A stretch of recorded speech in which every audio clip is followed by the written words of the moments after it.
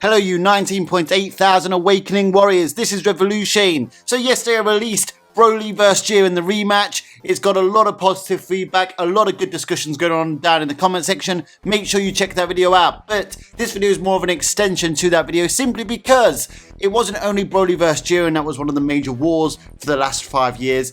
Another part of the war was Ultra Instinct vs Blue Level Fusion. It was mainly Gogeta Blue vs Ultra Instinct Goku. Now, I don't want to do this as a one-on-one battle between Gogeta Blue and Ultra Instinct Goku from the Tournament of Power, or even a modern Ultra Instinct Goku. What I'll do is make this more about Blue Fusion versus the Ultra form. So now that Vegeta has Ultra Ego, we'll bring that into the equation, and we'll basically looking at it retrospectively to see what is actually stronger, Blue Fusion or the Ultra forms, both as a product of their time, the arcs they are from, and maybe even a current hypothetical version of if these fusions clashed with the Ultra forms. So guys, the title pretty much gives this away. It's pretty much to wrap up the Fusion versus Ultra level wars, and we'll basically be just doing a rundown of why Blue Level Fusion kicks the shit out of Ultra Instinct Goku and Ultra Ego Vegeta. But just before we begin, so recently I did actually consider moving this channel over to Rumble, but one thing I've been really impressed by recently is the community tab on YouTube, and that has convinced me to stay and stop convincing you guys to come over to Rumble. So please do go over to the community tab and keep getting involved in the polls. I want to get these polls votes into the thousands. So if you've not been doing it, just go over to my channel and then click on the community tab and then look for the polls. There's quite a lot of polls to vote for. Let's get them to the thousands. I appreciate you all. Thank you very much. Make sure you subscribe with all notifications clicked on. Okay, so Blue Fusion versus the Ultra forms. Let's look at the time placements of each time we've got one of these forms or fusions. So obviously the first one to come along was Vegito Blue in the Future Trunks arc. The manga and the anime, a lot of people argue that these are very different interpretations of how powerful that form was. We will get to that, but let me just go through the time placements. The next one was Ultra Instinct Goku in the Tournament of Power, an arc that took place directly after the Future Trunks arc. Then we got Gogeta Blue in the Broly movie, or a hypothetical Broly manga anime arc, which took place directly after the Tournament of Power. Goku then went on a journey of reattaining Ultra Instinct and being able to tap into it at will, but then in the Granola arc, which was 2 arcs after the Broly movie, Vegeta also unlocked Ultra Ego. Vegeta is on par with Ultra Instinct Goku with this form, and Goku can once again tap into Ultra Instinct. This is a refined Ultra Instinct Goku, as stated on the official Dragon Ball website and by the likes of Uchida and Toyotaro. Now, obviously, these are from a continuation from the manga. It's the manga continuation, but as we saw with the Dragon Ball Super superhero movie, that was penned by Toriyama himself and is being adapted for the manga, there isn't any major changes that instrumentally affect the main script from the superhero movie in the manga adaptation of Superhero thus far, and I highly doubt that will change. One of the major arguments against events in the Broly movie was that it wasn't fully adapted to the manga. People were using a picture of Broly in Super Saiyan to say that he didn't get to Legendary Super Saiyan or Super Saiyan Full Power, but ultimately, like I said, it doesn't majorly affect the actual script or the scaling, because essentially Super Saiyan Broly still forced Gogeta to use Super Saiyan Blue against him in the manga as well. That is depicted clearly in the images, but it didn't cover the entire script and narrative of Dragon Ball Super Broly. So people was like, well, what if things would have been different? As we've seen with Superhero, things haven't really been that different. There's additions, but those additions don't directly impact a lot of the things in the actual script itself. So really, additions, not changes. So I think it's important to look at the main reason why Ultra Instinct Goku was compared to Gogeta Blue in the first place, and even Vegito Blue from the Future Trunks arc. Obviously, a lot of people felt that in the anime, Ultra Instinct Goku surpassed Beerus. That was based on mainly the episode 92 quotes regarding Jiren being stronger than a God of Destruction that beat Beerus in an arm wrestle. Obviously that was very contentious for a long time, and rightly so, because an arm wrestle is a strength feat. A strength feat can allude to overall battle power, but it's not necessarily an absolute indication of who is stronger and who would win a fight. As we saw in the manga, it was actually Quintella who beat Beerus in an arm wrestle, and Beerus had no problem saying that he would beat Quintella in a martial arts battle. Battle power involves all the attributes of power, speed, strength, endurance, stamina, you name it. It includes all of these. I did cover this in a video, Was Jiren Nerfed? And I used a Super Exciting Guide, which is a major publication guide from the Dragon Ball Z era, where the training guide, which involves these attributes and the growth of the attributes throughout the arcs, is oversaw by Toriyama himself, and you can see that these attributes don't grow linearly with raw power growth.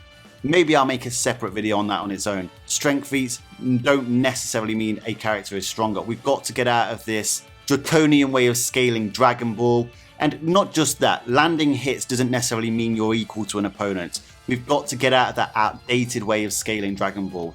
Weaker characters can and always have been able throughout the history of Dragon Ball to land hits on stronger opponents and even graze, scratch or injure stronger opponents. It's about timing, it's about catching your opponent off guard. What I implore is that when we're looking at these battles and scaling these battles, we look at match defining moments where it's literally stated these characters are fighting at full power against each other and ultimately what the end result is. That is the best way to scale these feats that are in these battles. So I'm starting to digress a bit, I'll get back on track. Vegito Blue, obviously in the Future Trunk arc, I actually prefer to call it the Zamasu arc. I hate the name Future Trunks arc, it's more about Zamasu, let's face it. It's obviously the first time we saw fusion in Dragon Ball Super. Goku and Vegeta with Super Saiyan Blue were getting their ass handed to them on a plate by Merged Zamasu. Merged Zamasu wasn't struggling with them at all at that point. You could say Super Saiyan Blue Kaioken Goku knocked Merged Zamasu down to the floor, but even right after that, he admits that even after taking a Senzu Bean and getting back to full power, they stand no chance against Merged Zamasu. So guys, like I said and like I just alluded to, scaling that particular feat where Blue Kaioken Goku knocked Merged Zamasu down to the floor is literally contradicted by Goku's statement right after it, because if he'd have took a Senzu Bean and got back to full power, he wouldn't have beat Merged Zamasu with Blue Kaioken. That he knew he needed to fuse to become Vegito. The problem with the anime is that we didn't really get to see base Vegito fight against Merged Zamasu. He went straight into Super Saiyan Blue, and what's more is that Merged Zamasu actually landed some hits on Vegito Blue. Once again, none of them were match defining, none of them really put Vegito Blue down for the count, and as the fight wore on, Vegito Blue started to get the upper hand, even after Merged Zamasu did his gigantification, which if it was like Piccolo's gigantification, it wouldn't have increased his overall raw power anyway. Vegito Blue started to get the speed advantage, and was basically unloading on Merged Zamasu. Vegito Blue was simply stronger than Merged Zamasu. People need to understand the only reason Merged Zamasu was even staying in that fight was because of his immortality. The final Kamehameha, if you slow it down, you'll see Merged Zamasu actually get evaporated. It's not done in the most clear and coherent way by Toei, because Toei are trash, but it is there, and it also includes the likes of the Toei website stating that Vegito Blue was stronger. Of course, in the anime, we didn't get that Vegito Blue is at Beerus' level like we did in the manga. That was stated by Shin, who is obviously connected as a life force to Beerus, the God of Destruction. Obviously, that's one statement. Is Shin that reliable? I would argue, well, it's just the author giving us the actual story, but you need more to back it up and to qualify that. Obviously, we got the Jump magazine basically confirming that Vegito Blue rivals Beerus in terms of raw power. Does that mean he beats Beerus? I highly doubt it myself, but in terms of raw power, I believe that he is at that level. And I've got other reasons to qualify that as well. Some people say there's a difference between the anime and the manga. Well, what I would say to that is that the first indication we get that Jiren is stronger than Merged Zamasu is in the Tournament of Power in episode 110. That's when Shin states that he's stronger than anyone they've ever faced. Vegeta then goes on to confirm that his punch is the fiercest he's ever encountered, something along those lines. Basically, that just puts Jiren above Merged Zamasu, which is fine. I agree with that entirely, especially in raw power. Maybe you could make more of a battle out of it in the manga, but in terms of raw power, Jiren is stronger than Merged Zamasu, but so is Vegito Blue. So both of them just scale above Merged Zamasu. Whereabouts Vegito Blue's power lies above Merged Zamasu's in the anime in terms of a multiplier is hard to say, but like I said, the equalizer was Merged Zamasu's immortality. In terms of immortal regeneration, you're not going to see the visual effects or the aesthetically animated effects of him regenerating, say like Piccolo, Cell, or Majin Buu, if you evaporate him on the spot, it's just going to reappear in the same spot. That's how immortal regeneration works. And if you even want to go beyond that, even though you could argue to its qualitative prowess in terms of evidence, there are game magazine guides, Bandai statements that put Vegito Blue at Beerus' level as well, and even comparing him to the likes of Gogeta Blue. And then we obviously have the whole dilemma of what is stronger out of Potara fusion and Metamoran fusion. I've covered these in videos before. I don't think there's that much new information that I need to go over in this video, but they're often put out as the same essentially. And I think that quote still stands, basically saying they are equally good as trump cards. And I know there was some arguments about that, saying, well, that's not necessarily they're both at the same level of power, but would they be equally as good as each other if they weren't at the same power? If they weren't at the same power and they weren't meant to be at the same power, that would mean that one's better than the other. Therefore, they're not equally as useful as trump cards. This is a big thing with people when they're looking at Dragon Ball and trying to analyze what they're actually being given, is that if something doesn't align with their worldview on this series and the way they interpret the series, rather than look for different measures or different ways in which it can fit, even if it goes against their own view of that series, they would rather just double down on their interpretation. You've got to open up and try and find different ways to make these interpretations work. Now, I do think Vegito Blue being at Beerus' level is perfectly reasonable. If you go back to Beerus' statements to Vegeta Blue in chapter 27 of the Dragon Ball Super manga, he states that it will take millions of years for Vegeta Blue, after completing Super Saiyan Blue, to get to his level in terms of raw power. He said it would take more than raw power, but in the manga, even based Vegito was capable of feats against Merge Zamasu that even a completed Super Saiyan Blue Goku, who this Vegeta rivaled in terms of power, was unable to achieve. Base Vegito blew off Merge Zamasu's arm. Like I said, Merge Zamasu is immortal. Then when you start stacking Super Saiyan Blue on top of that base form, that would put Vegito Blue in terms of raw power thousands, if not millions of times over the level of completed Super Saiyan Blue Vegeta at that point. And remember, that Beerus vs completed Super Saiyan Blue Vegeta battle was right at the beginning of the Universal Survival arc in the manga. They didn't grow that much in strength from that point to the end of the Tournament of Power, unless you start stacking on Blue Evolution, Blue Kaioken, and Ultra Instinct.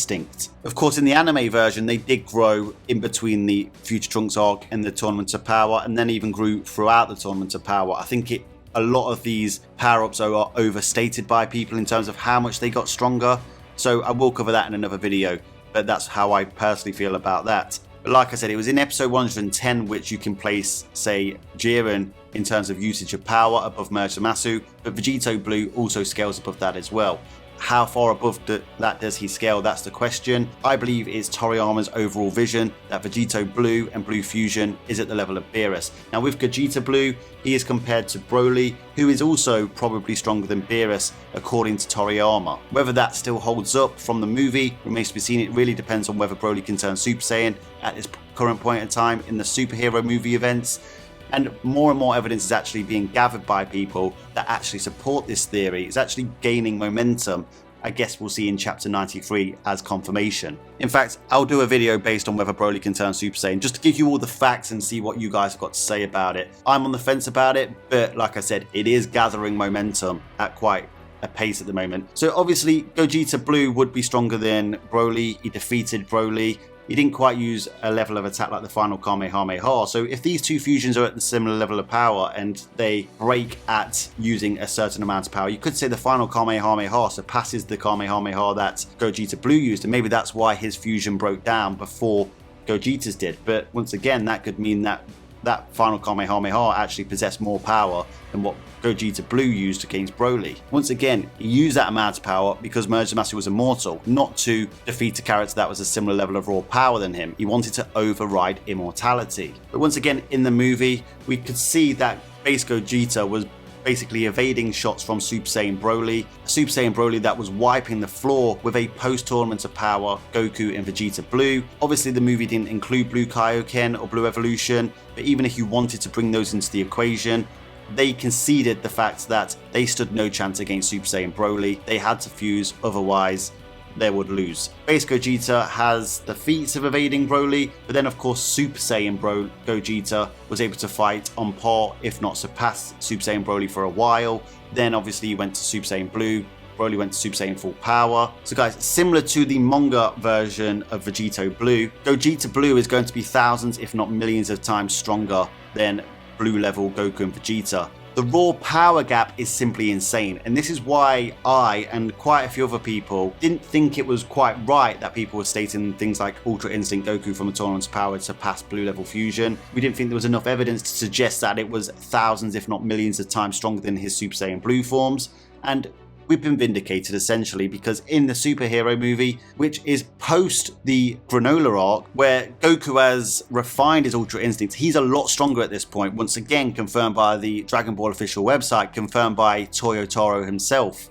Vegeta has attained Ultra Ego, which defeated a character that basically defeated Silverhead Ultra Instinct. Obviously Granola unlocked his second eye and defeated Ultra Ego Vegeta from there, but Vegeta defeated the initial version of Granola that defeated Ultra Instinct Goku.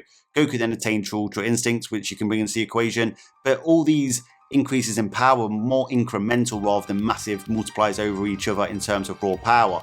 And obviously, as we've found out throughout the Dragon Ball Super manga, these two Ultra forms are heavily technique based. They do come with raw power amps, but they utilize their techniques to equalize greater powers and surpass them, rather than just being a huge raw power amp.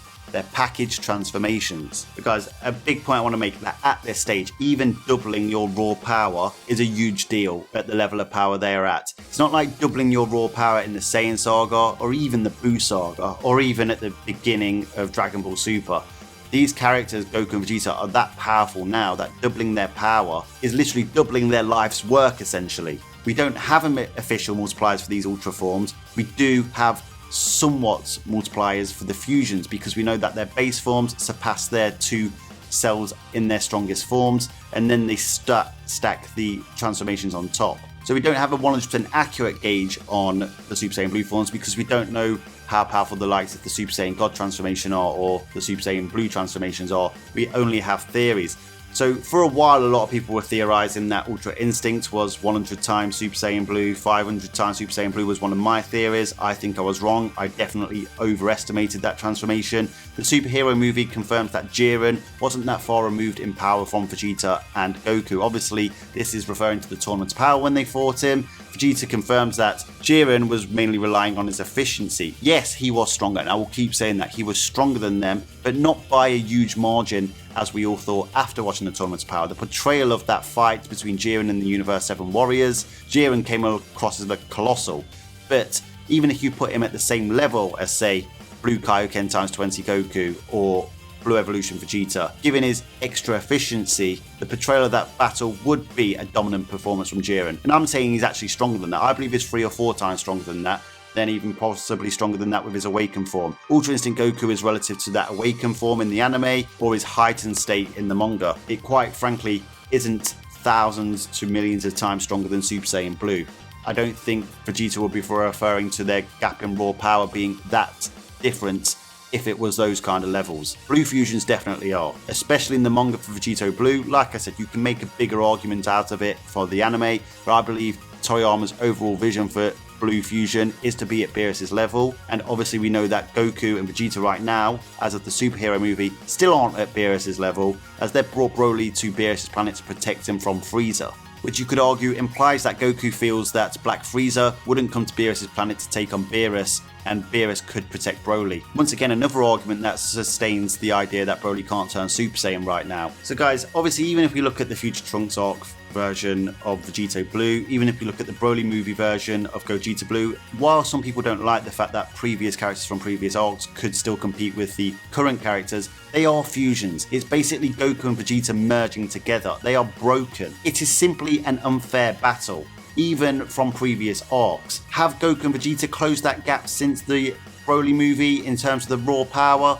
I find it highly unlikely given their rate of growth, and that it's highly suggested that it's actually more incremental than we thought. As Beerus stated, with their blue forms alone, even if we go from a superhero version of their blue forms, it's only been a couple of years since the Broly movie events. According to Beerus, it was going to take them millions of years at their rate of growth in their blue forms to catch up with him. So if they are at Beerus' level, which is heavily implied, then they're nowhere near those levels with Blue. given that the Ultra forms aren't that much stronger in terms of raw power than the blue forms, it's highly unlikely that's closed a millions of year training gap. Of course, it's definitely quickened up the process, and they are boundless forms so they can grow in battle and keep getting stronger, but I don't think they've caught up that kind of growth yet.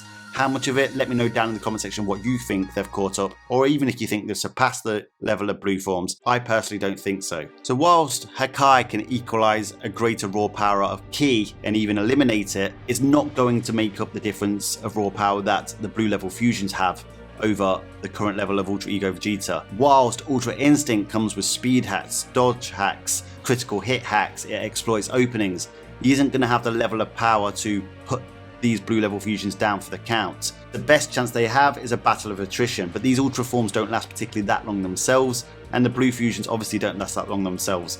And then obviously if we start to come into modern blue level fusions from a hypothetical superhero version, they will be wildly above these current ultra forms. And whilst it hasn't all happened in the anime yet, I feel like Toei will just adapt the anime version and make slight adjustments so it makes sense to what they previously did with the anime. They'll be working in a very different manner to what they did on the initial run of Dragon Ball Super Now, where they were literally leading the story over the manga. I don't mean they were in charge, I mean that they were ahead of the manga. This time they have all the details in place to actually create their story. Hopefully it makes a better product. But quite simply put, these ultra forms cannot equalize the amount of sheer difference in raw power between blue fusions and themselves. Blue fusions will kick the shit out of Ultra Instinct Goku and Ultra Ego Vegeta.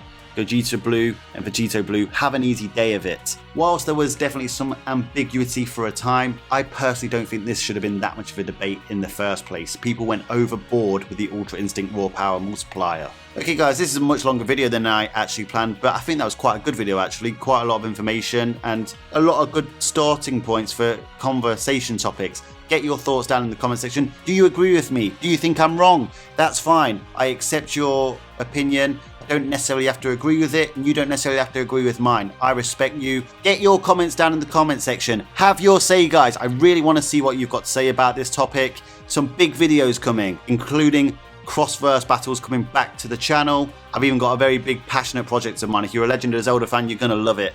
Make sure you're subscribed with all notifications clicked on. Smash that like button on the way out. I appreciate all your support. Have the very best possible day that you possibly can. Until next time, Ad Astra.